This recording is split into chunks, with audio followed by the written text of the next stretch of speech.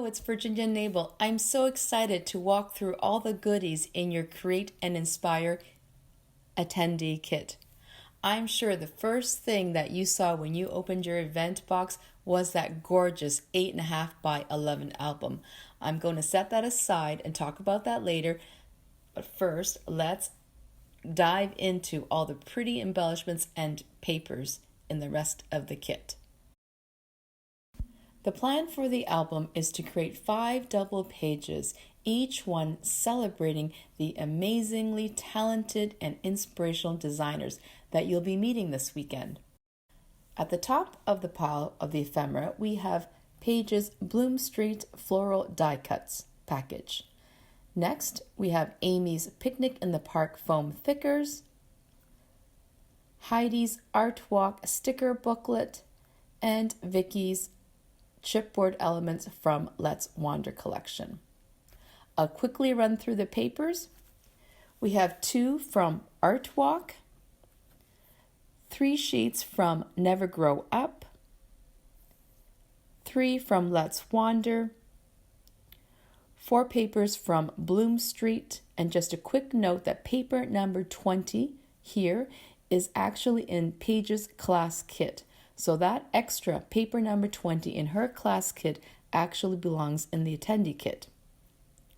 And then next we have 3 from Amy's Picnic in the Park collection. I'll also be using stamp sets, Chamel's Never Grow Up and Amy's Picnic in the Park. I'll also dip into this huge, beautiful pile of washi tape. Just a note, some of your washi tape from Chamel's collection may not be the same as mine, as we had to split her washi tape. Alright, so let's take a look through the album.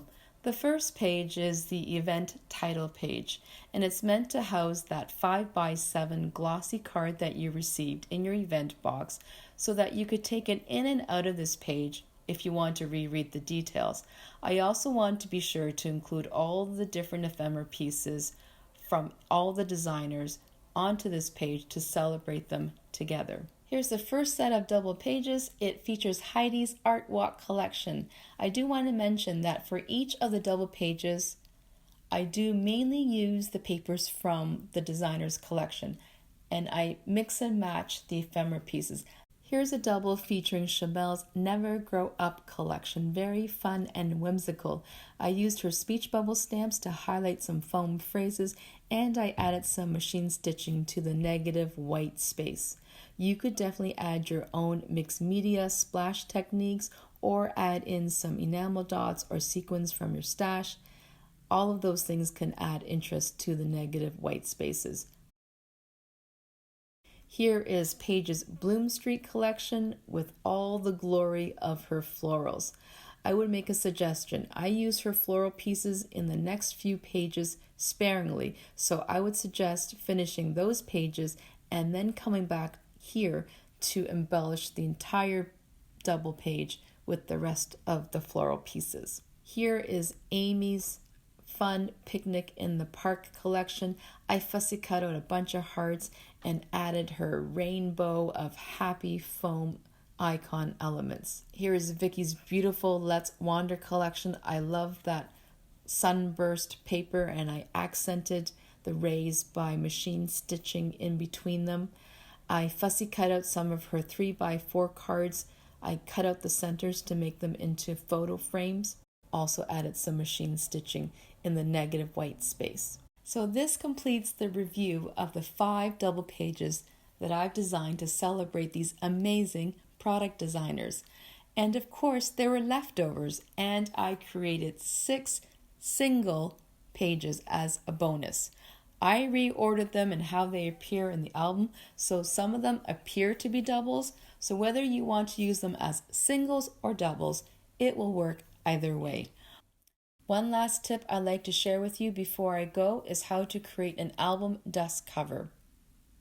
Here is an example of a 6x8 chipboard album. You see the cover provides protection from wear and tear on both the outside and inside. What we'll need is the 12x12 cellophane packaging that you get from your collection paper kits. We're going to rotate the cellophane packaging so that the top and bottom are now vertical. And we're going to trim away from both left and right sides so that it matches the width of your album cover.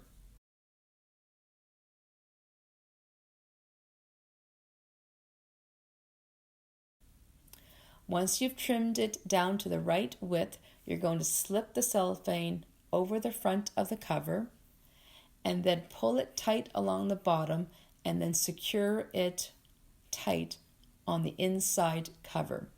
You could use double-sided clear tape, or in this case, we have lots of pretty washi tape. Why not use some washi? Easy to do. You've repurposed packaging and you've given protection on your album cover from wear and tear, and that's a win-win. One final note, I'm going to upload this visual paper cutting guide up to the private Facebook group. However, please know that the instruction booklet is your main reference guide to completing the pages. Again, thank you everyone for watching this video. I wish you all an incredible crafting weekend. Bye.